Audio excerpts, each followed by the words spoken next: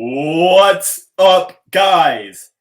Teddy Cornwell here. Welcome to the Underdog Talk, the most underrated podcast in the world, according to our guys at Generation Iron. And there is just something about the underdog.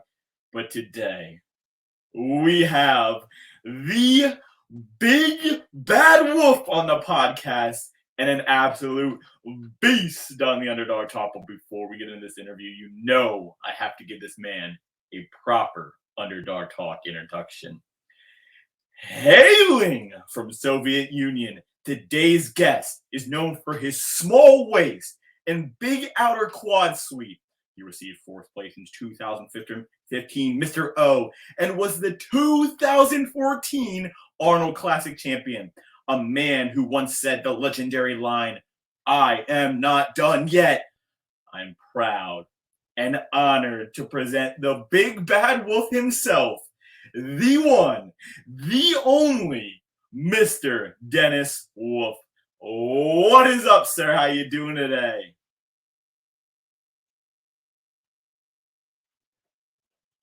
Dennis, I believe your mic might be muted. Dennis, I can't hear you. Is maybe your mic? Can you hear me now? I can hear you now, Dennis, loud and clear. Awesome. Teddy, thank you very much for having me at your podcast. I'm very, very excited and looking very much forward to have a great talk and conversation with you.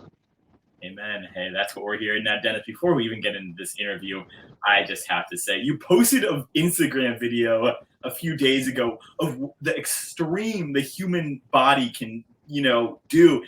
And as I watched, I was really waiting to see you, Dennis Wolf, just punch a brick or punch a wall or something. I was really excited to see that, but it was just other people doing amazing stuff. But that was a cool damn video. Now, Dennis, I want to take it way back. You were born to a German family in Tokmak. Am I saying that right? Yes, I was born in Tokmak in Kyrgyz SSR. So it was Soviet Union, and as many of you know, or probably not know, Soviet Union was like not just one country or many countries, like 15 countries in one, how you call it, in a union, which were socialistic countries, right? So, and I was born in Kyrgyzstan. Today was Kyrgyz SSR back then. My dad is a Russian, and my mom is a German Russian. So, or how you call it correctly, ethnic German. So the Germans, which came a couple of hundred years ago to Russia and stayed there for all this time. Yes. Crazy how things changed in the world. But obviously, from 1989 to 1992, you resided in a Russian town of Topki. And then in 1992, you moved to the German town, again, of Marl. But here's where I really want to look into it. You took up martial arts, which led to where you are, I want to say now, because that's what sparked your interest in weight training and bodybuilding. So, Dennis, would you mind talking a little more about your childhood and then kind of when you fell in love with bodybuilding itself? If you're a young boy, you always find, very, very interesting some kind of sports, right? So you start watching the movies. That's where you get all this interest from. You see some Bruce Lee movies, whatever, and then you start trying this and getting involved in all of that. But actually, it all happened when I was a little bit older, a little bit more grown up, at the age of, I would say, 15, 16. Then I was, trying to, visit a lot of clubs, who will teach martial arts.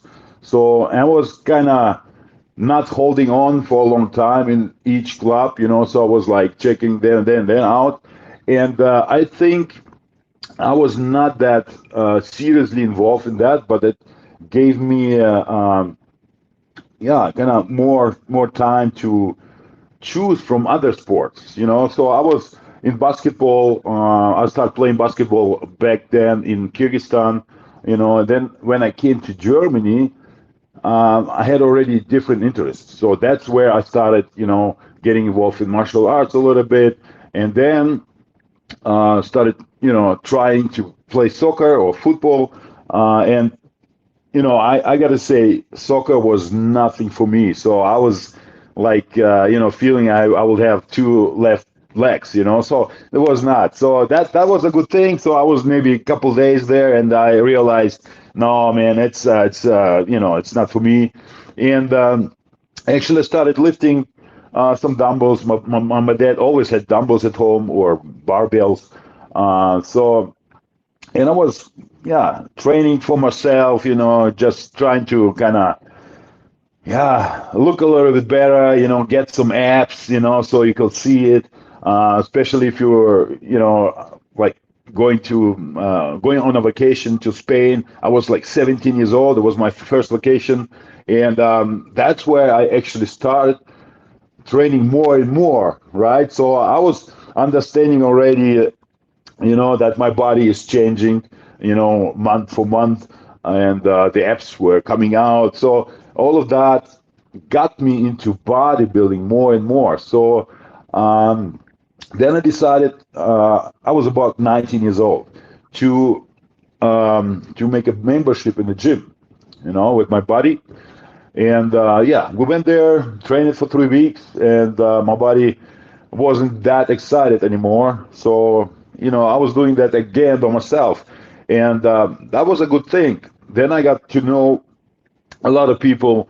And after a year, they started already asking me, man, you're preparing for a show or something? And I, honestly, I didn't even had any idea what they are talking about. What kind of show? What do you think? I'm not a dancer or whatever. So, and then after a while, I met a guy who took me to another town to meet another guy who was back then, in the federation. So back then, your gym had to be in the federation, right? So then you could compete over that gym. So it was, a little bit different than now. So and that's where I started, getting into, yeah, competitive bodybuilding. So it was 99 was my first competition, and yeah, my prep was going around 2 months, and actually I turned 21 a week before the show, so I had to compete in the open class, not in, at the junior class anymore. So that was my start, my beginning. Wow. And I can only imagine. I was thinking the whole time. I can only imagine the big bad wolf playing basketball. Dennis, I would not want to guard you, sir. I would not want to guard you. Now, Don't worry, I was actually skinny back then, so I have a genetic from my mom. She's my mom's side. So my grandpa and his brother were tall, wide shoulders, but not skinny, but athletic yeah, look. So and when I realized that my grandma would kind of watch me all the time when we got like a family meeting or celebrated something. She will stare at me for I don't know how many minutes, and then I realized, okay, so my face, probably my body type or something like that. When I was, not big when I was pro, but already weighing like 100 kilos or something. She was staring at me, watching me, and that's what I thought. Yeah, I probably remember, her on her husband, and so that was very interesting. And then I was talking to my mom. She said, "Yeah, you know, actually, the brother from my grandma was much taller and much wider than my grandma, but I never got to know him." and obviously You might have been good at basketball, but I think you were pretty good at bodybuilding. In fact, I want to say you were legendary at bodybuilding. As obviously it worked out, Dennis. You Yes, sir. decided Thank to you. focus on bodybuilding and then competed in your first show, like you said, in 1999. The newcomer, which you got second place in the heavyweight class. But here's where it gets really fun. Obviously, Dennis, you became a professional bodybuilder in 2005 after winning the IFBB World Championship. So, two questions. What was that like? And then, what was the work that went into becoming a professional bodybuilder, Dennis? Ooh, well, um, I planned that in my head already. From my second year of competing. So when I was my first show, and it was a small show, I was overall winner, and I kind of felt that that could be my way because you get all the criticism and all that, and most of it was positive. Yeah. Excuse me. So then that was already a mindset for me, So everything I've done, being at work, preparing my food, early morning before I, go to work, or just having long shifts. I mean, I was not a shift worker, but sometimes you work longer just to finish the job and all of that. And of course, training and all of that would suffer. But I was still thinking, this is what I want to do. This is what I want to do. And and I think if you don't set up your mind, you will never reach your goal. So, and I think that was the biggest um, like push for myself. Like, it doesn't matter how hard it was. I was not making a lot of money, and then spending most of it on bodybuilding. So very, very difficult situation. If you have a like lonely life, that's all good. But if like back then girlfriend, and then later I met my wife, and all of that, it's not so simple to coordinate, so nobody understands this. And all this all these parts, I kind of working against you, right? But you are still pushing. You want it. You want to do this, and this is your plan. This is your goal. This is what I wanted to do all the time. And then when I became professional bodybuilder, especially after winning the overall title at the World Championships. So basically, I'm the last heavy bodybuilder from Germany who won the overall title, right? So, and from US, the last one was, do you know who? I do not. Ronnie Coleman. But he was a world champion, not an overall winner, but he was the last American world champion. So, and that, if I just think about it, these world championships, there were people like Kamal, Ali Tabrizi, like, all of them are great bodybuilders. They were already back then, and then I remember president of the German IVB Federation, Albert Buzek, he just, he told me after that, do you even realize how many world champions did you beat? And they're like, no. And then he showed me all of that. So I was like, man. So, and that was so impressive for myself. I was loaded. I was like ready to go. Into the pro league. And that was also the greatest thing happened to me. Like in order to pursue my goal, right? So I just landed in Germany. So I came back from Shanghai, China, from the World Championships. We just landed in Germany, came home, and my wife opened the emails, and I had already a sponsorship offer. So that was amazing. So I was like, man, this is really going well right now. So, and since that day, that went off like, straight all the way, into my career. And Dennis, again, I say that career was pretty damn good with your two biggest feats being pretty damn huge feats as you received, fourth place in the 2015 Mr. O, and then you were the 2014 Arnold Classic champion, one of the best to step on Don't stage. forget the third place, 2013 at the Olympia. Yes, I was, I jumped the gun. I was looking at the new year. Yeah, you forgot this? No, I'm joking. We're I'm forgetting joking. about 213 was a legendary Mr. O. Now, I actually had one of my favorites, Milos, on, who obviously you know very well. And Yes. I was talking with Milos about this, and I was talking to him. I go, you started in the industry, and it was a completely different sport of bodybuilding. Even for you, Dennis, in the 2000s, the sport was completely different. Now we're seeing it go into another, I want to say, different way. So where do you see the sport of bodybuilding going, Dennis? Honestly, the last few years, I didn't see anything good for open bodybuilding,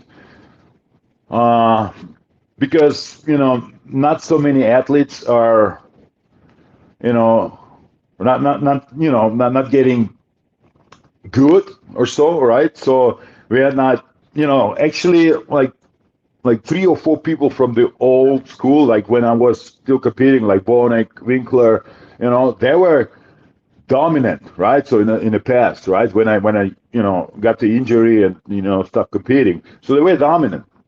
And then the new era kind of came, and I don't see the dominance from these guys, these athletes, like it was 10 years ago, at my time, And now, just looking at the Texas Pro, that was so amazing to see somebody like Andrew Jack, you know, like destroying the people like on stage, like honestly, that was an eye catch. And for myself, I thought, man, this is what we need now for bodybuilding. Some new faces, but also genetic freaks like he is. He is like a mix between Flex Wheeler and Ronnie Coleman. So I think this is something we need to watch, and he's gonna be one of the major names in the future. But he already is a great name. But I think, or what I mean is, being Mr. O someday, this is inevitable. That's what I will say for him. And also, who else was competing? I mean, there are more guys like Martin, who plays second. One day, yeah. Amazing, great improvements from last time he was competing, and he he made Steve Kuklu look small. You know what I mean? This is and Steve was a big guy, Yeah, and that was very impressive. And this is what we need in open bodybuilding, because I mean, look, classic physique is so huge, and I love that. Actually, honestly, I love that class. But it's a I'll not say it's a trap, but it's like, it keeps you away from developing your body into an open class, right? So when I won my world championship title, I look like a classic physique guy today. So you see what I'm heading to. So, and then after that, I was pushing. I was getting heavier. And at the end, that's a good thing with me. I wasn't I wasn't getting crazy, really heavy. Like, you will probably think, okay, I'll get every year 5 pounds or 10 pounds on my frame. But when I was in my prime, after 30, the weight didn't change, right? Only the condition and the look I brought on stage. But basically, the last 5-6 years, I was competing with the same weight, right? And I mean, shout out to our guy Steve, who was on the show. Steve is an amazing competitor. Yes, And, yes, you yes, know, I think definitely. he actually already was telling me that he's already qualified for the Mr. O. He was just racking up points. But yeah, Andrew Jack, I mean, that dude is exciting to watch. And a and you know, shout out to Andrew. I'm trying to get him on the show, but apparently he's just as good of a person, you know, as a bodybuilder. I've heard phenomenal things. Now, what I really want to dive deep into is obviously, Dennis, you were a star of the legendary Generation Iron, the first one, the original, and obviously we had Vlad Yudin on the show, we had Hide on the show, and I got to ask Hide, go Hide, what was it like, you know, kind of being filmed, having your life filmed? So I want to direct that question to you again, Dennis. What was that like being followed by Vlad and the team and kind of having your backstory revealed? What was that all like? Exciting, um, but also unusual for professional bodybuilder who is preparing for the Olympia, right? And then like it was six weeks out or something, and having like 15 people with cameras, microphones, running in your house for 2 weeks almost, following you everywhere, So it was work, I would say it was work. Basically like less 6 weeks before the show, I will do that. But yeah, it was exciting project, and I wanted to be a part of it, and yeah, but like I said, it was something different. And as example, we went to audition to Los Angeles. Oh, That was the only thing I didn't like. Uh, I'm honest. So it was planned to get me into an audition for a action movie, right? So you don't talk much in an action movie or something. And when I went into the room, they gave me the script, and they said, "Yeah, that's we are looking for person for comedy." So I was actually, uh, you know, I was about to say, "No, man, I'm not here for a comedy, right? So I'm not prepared or whatever." But I said, "Hey, I'll play it," So I didn't want to cause any trouble, whatever, So and then I just did it. And of course it looked like shit. So that's what I didn't like. I mean, they gave me a script. There were already some parts marked. So and then it was 10 years ago. So my English is still like shit. But back then it was worse. So I couldn't even read. So I guess a couple words, and she's like, start like almost laughing. But that's fine. I knew this is just for the movie, for Generation I movie. It's not for me. So that's why I did it. But basically, I will never go to audition for a comedy or so. I'm not an actor. I'm that's a big difference between like getting a role in a action movie where you just get shot or whatever, or say 2 words, or playing something like in a comedy. This is like being professional bodybuilder, Mr. Olympia, and doing that for 10 years, and coming up as an amateur and saying, yeah, I'm here to take your title. So acting is a art. yeah. So and you can sometimes you cannot learn it. So and if you're into it, you have to take classes and all that. And of course, I didn't. So that's why that part in the movie sucked a little bit. So yeah. I think it definitely, you know, obviously I'm going to speak for the majority of people. We didn't watch the movie to see the side of Dennis Wolf being scripted. We watched the side of Dennis Wolf to be on stage and be a Yeah. fun competitor and a beast. And then, you know, obviously Vlad was on the show, and I think he killed the movie. I mean, it shone a light shined a light on bodybuilding, which we had never seen before. But Hide was on, I want to say a week or two ago, and he was saying to me, he goes, they told me to say my famous line, I am bodybuilder or something like that. And I was like, no way, that wasn't your own thing. So obviously, there was part of a movie aura to Generation Iron, which was definitely a little scripted, but obviously still one of the best documentaries. Vlad was telling me it sold out AMC, which had never done before, and it's been a phenomenal movie. And he released the new Kai Green film on my podcast, which was amazing. And Kai has his time to shine in his own thing. As saw him in Generation Iron,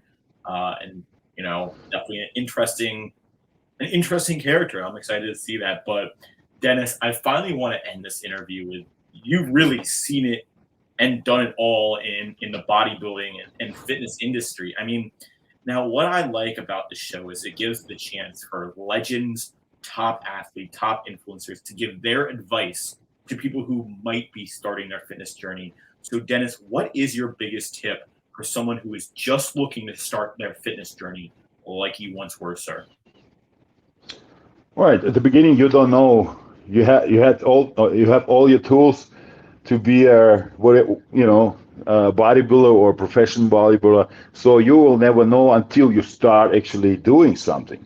So very important is concentrate on what you wanna reach or set your goals, and step by step, one day after another, week by week, month by month, you're I'm sorry. You're gonna get to your goals with small progress, sometimes with no progress, sometimes with a lot of progress. But most important thing is the mindset, right? So, and then, like I said, step by step, you get there. Mindset is number one. It doesn't matter you love to train or you love to eat and you're good with your meal prep and all that.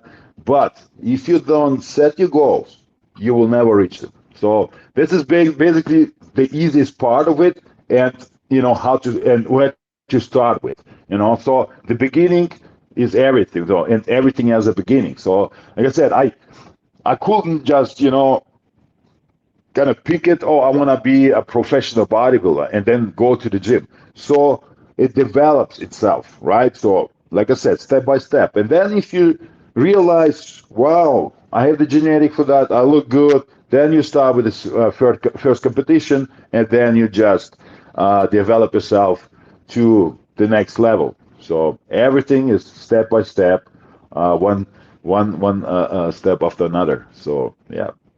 I always say, trust the process, love the process, do things exactly, right, and things will go your way. I mean, Dennis, before we end this interview, I'm actually very interested. Who is your prediction? Who is going to win the 2022 Mr. Olympia? Oof, it's tough. It's tough. Rami is nobody. I love him. Been together to many shows and guest appearances, and I was watching him.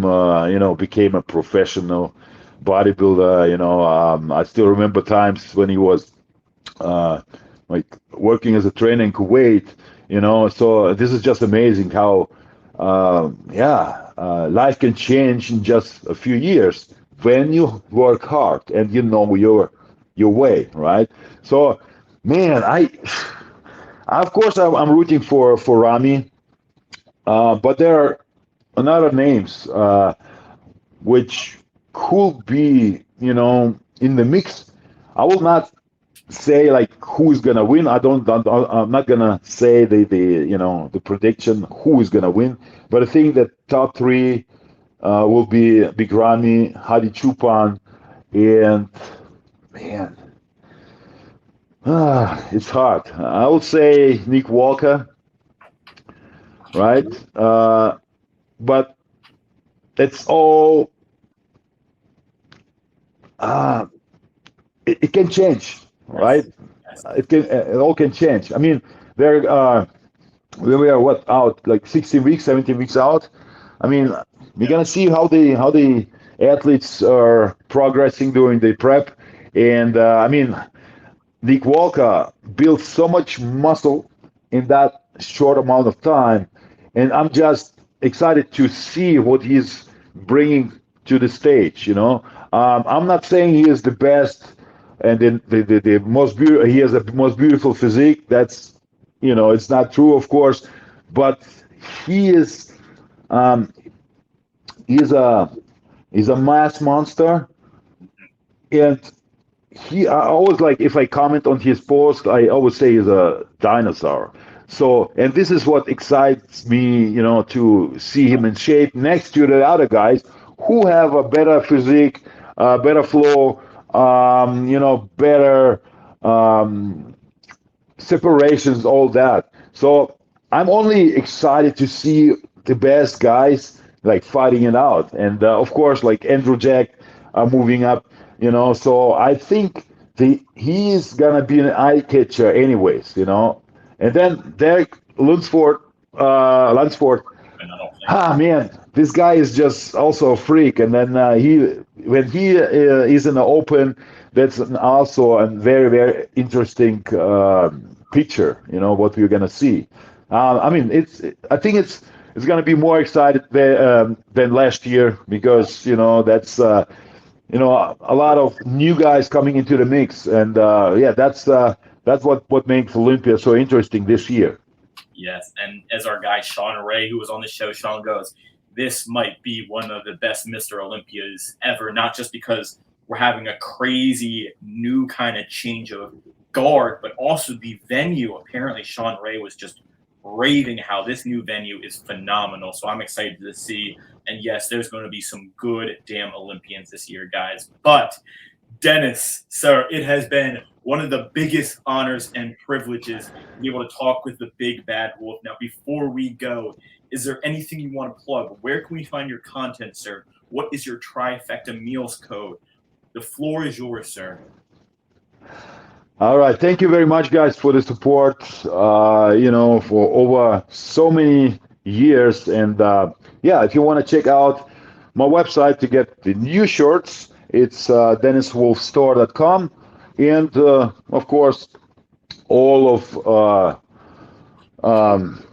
my God, sorry. So, anyways, I'm really very thankful for all the support, and I'm still you know, getting all these messages with, you're my hero and all of that. So, and yeah, I'm doing personal training at my backyard in my private outdoor gym, equipped with Germany equipment made in Germany. So, if you're a local Las Vegan, contact me on the 725-252-6114 or send me a DM.